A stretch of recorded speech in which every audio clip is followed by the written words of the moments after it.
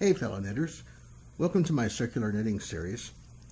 In this series I decided to do one because I realized that I hadn't done one before in any of my other videos, but in this video I want to show you guys how to do the Kitchener stitch if you're not familiar with it.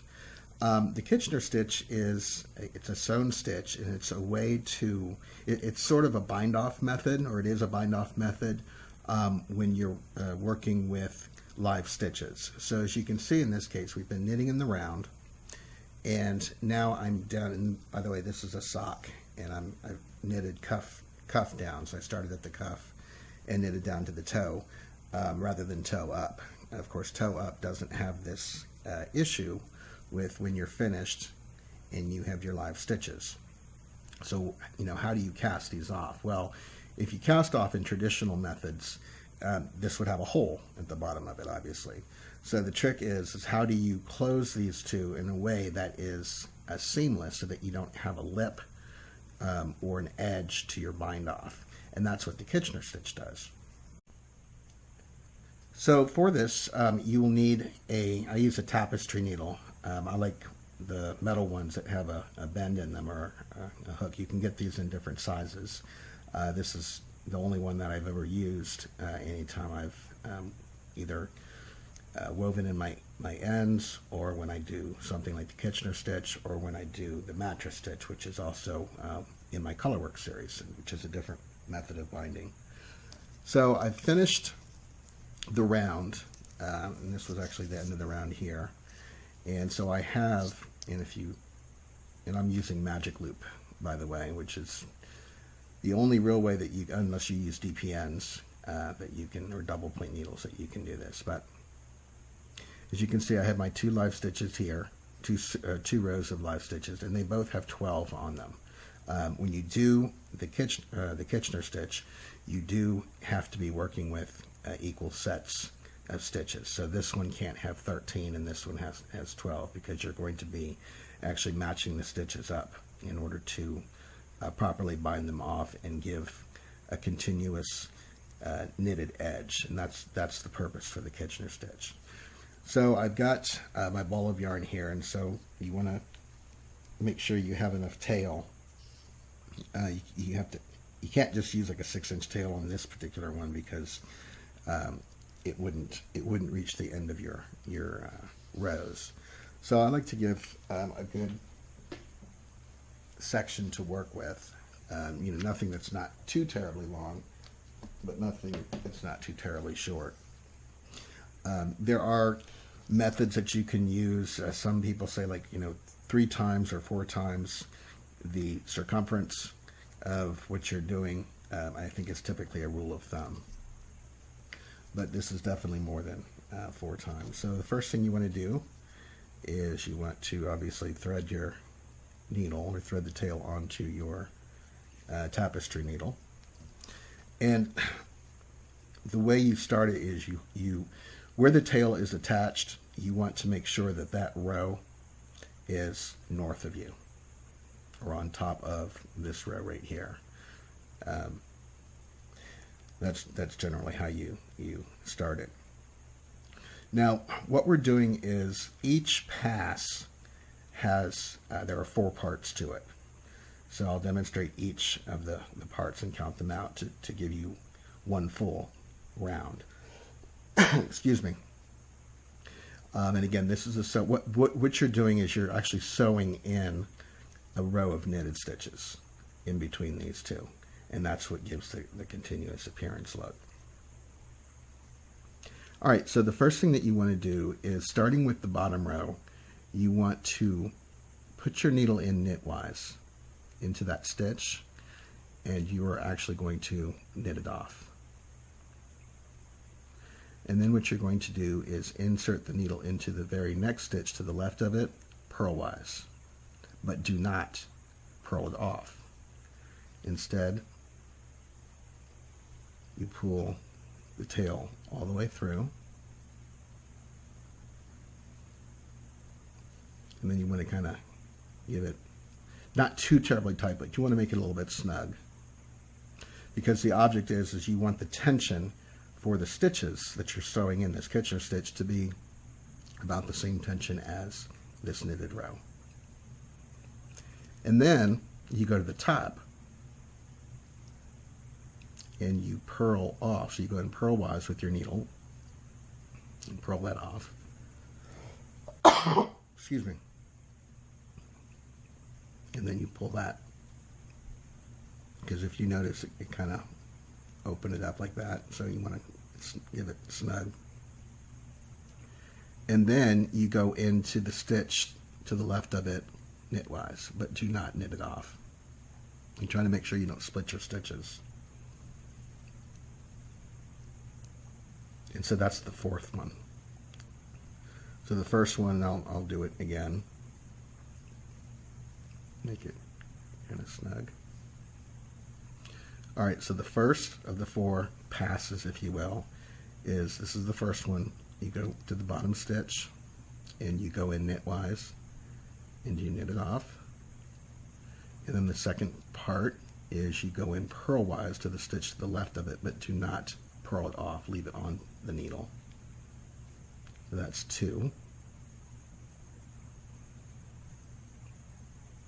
And then I kind of like to make sure that because sometimes they get bunched around each other, so make sure that they're flat and in the right area. Okay, so that was two. So this is three, and you go in purlwise to the top stitch, purl it off, and then go into the stitch to the right of it, which is past four, knitwise, but do not knit it off.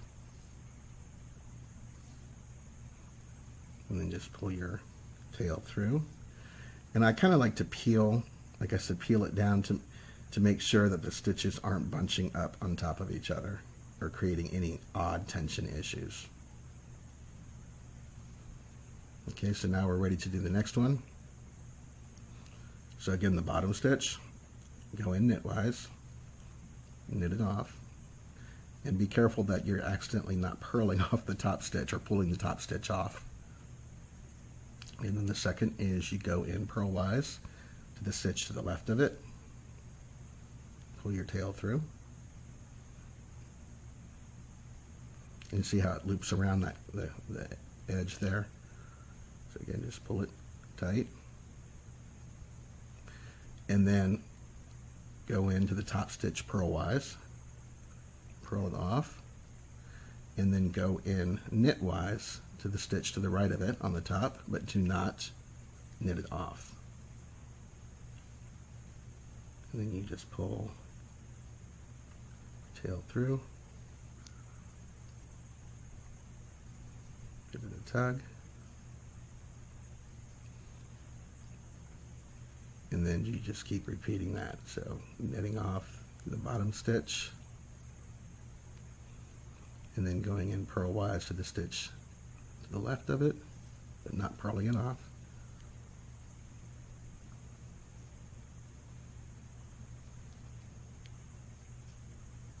Give it a tug, and then purling off the top stitch, and then going in knitwise to the stitch to the left of it. But do not knit it off or slip it off of the needle. And so you just keep doing that to the end, and I'll meet you at the end. Okay, so I'm coming up to the last 4 stitches, or basically 2 on each needle, last 2 stitches on each needle. And so again, this is the first of the 4 passes that you're doing. So knit that one off, go in purlwise,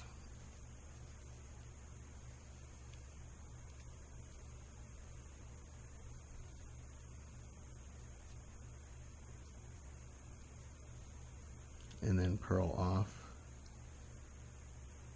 this second to the last stitch on the top needle, and then go in knitwise.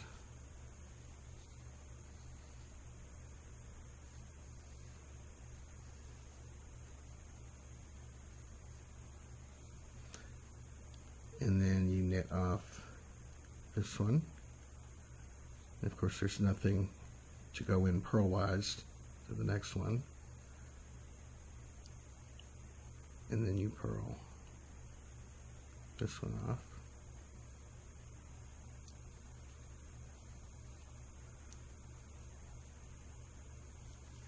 And then what I do is I go into the stitch below it with the needle,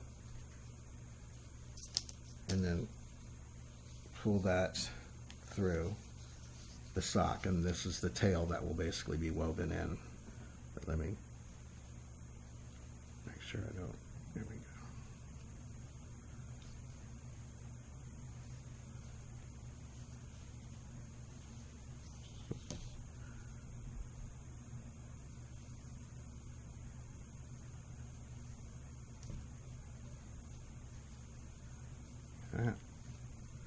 And then that is the Kitchener stitch. And so if you kind of open or spread them apart, you can see the stitch, or you can't see the stitch actually, but you, in effect, what you've done is in between those two sets of live stitches, you have manually sewn in a row of knitted stitches. And that's what gives the same effect if you knit the sock toe up when you do the Turkish cast on. And I'll demonstrate that in another video. That's a really neat cast on method for doing toe up socks. But you're essentially doing the same thing, as you are starting a row of knitted stitches that then on either side you knit up from, and that's what gives that effect. And it's really nice to use when you do a provisional cast on, in which you have a set of live stitches that you'll either start knitting from in the opposite direction, or you can use them to attach, like if you're doing something like an infinity scarf or something like that, you can actually, I've actually done that, and you've sewn in the round, you've sewn those live stitches to each other, again using the Kitchener stitch. So thank you for watching my video. Please do subscribe to my channel. If you have any questions, comments, feedback, by all means, please do provide it. I'll always respond. Again, thanks for watching.